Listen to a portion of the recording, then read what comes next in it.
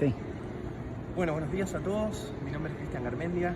Estamos realizando desde Orlando, Florida, la cobertura del Congreso TCT 2021. En esta oportunidad tenemos la gracia de contar con uno de nuestros colegas internacionales, el doctor Giorgio Medranda. El doctor es cardiólogo intervencionista, fellow in training de cuarto año del MedStar Washington. So, Giorgio, first of all, thank you for staying with us today. On behalf of MedEcs team, it's a really pleasure to have you here. We really appreciate it. So thank you so much for your time. Oh yeah, thank you. Thank you so much for having me. It's an honor to share my work with you guys and MedEcs. Always a privilege. So we're looking forward to hear about your new project. So can you tell us a brief summary of it? Yeah, absolutely. So the key for our project, we're interested in looking at lifetime management of patients before they undergo their first intervention. Bioprosthetic valves inevitably degenerate over time, and that's the issue as we expand indications for younger patients in TAVR.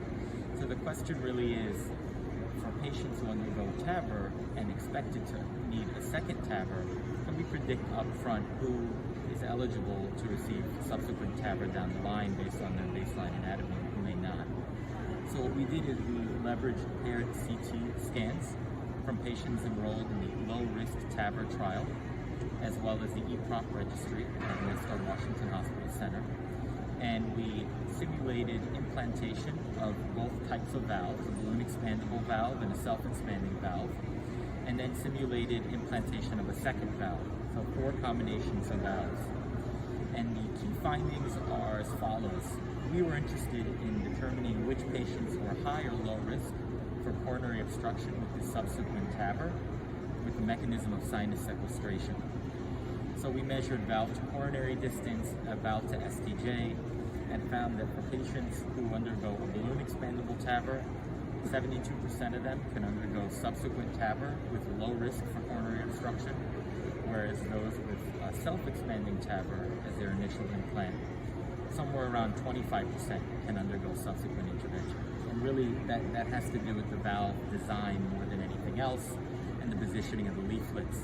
Because as we know, when we implant the second valve, we create a covered stent by pinning those leaflets open, and that's really the issue, is that we have a tube graft.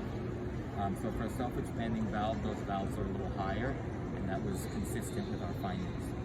So in conclusion, we believe that it is possible to plan not only the first intervention, but subsequent interventions, which we think is very important to inform decision-making as we expand TAVR into younger patients. That's impressive. Congratulations to you and your colleagues. Thank you.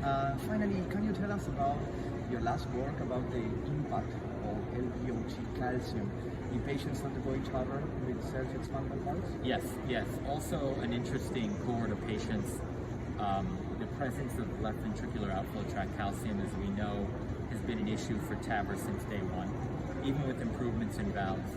And recent data published in JACC intervention last year demonstrated that using a balloon expandable valve, the risk of causing annular rupture in patients with LVOT calcium is higher than for using a self-expanding or previously the mechanically expanding Lotus, which has been discontinued.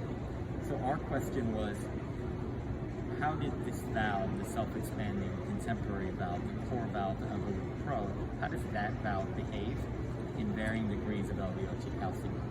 Because it has kind of become our default as we shy away from the balloon expandable valve, in patients with significant LVOT calcium because of concerns of annular rupture, which, as we know, is a devastating complication of TAVR. So what we found, what we did is we enrolled patients in the EPROC registry. It's a multi-center registry, prospective. It's not randomizing, but kind of splitting patients up based on their baseline LVOT calcium severity. We had 2 groups, those with none or mild LVOT calcium, comparing them to those with moderate or severe LVOT calcium. And what we found is short-term outcomes, hemodynamics, excellent in both groups. Risk of annular rupture very, very low, whether or not you had mild or none, or moderate or severe. So in conclusion, with that study at least, we found that the core valve Evolut Pro performs excellent across the entire spectrum of risk and spectrum of LVOT calcium, which is definitely encouraging for operators given the 2 options in the market right now and the issues with LVOT calcium. So impressive. Thank you for your time again. On behalf of MedEcs team, We hope to see you next time. Oh yeah, definitely. Thanks so much. Thank you.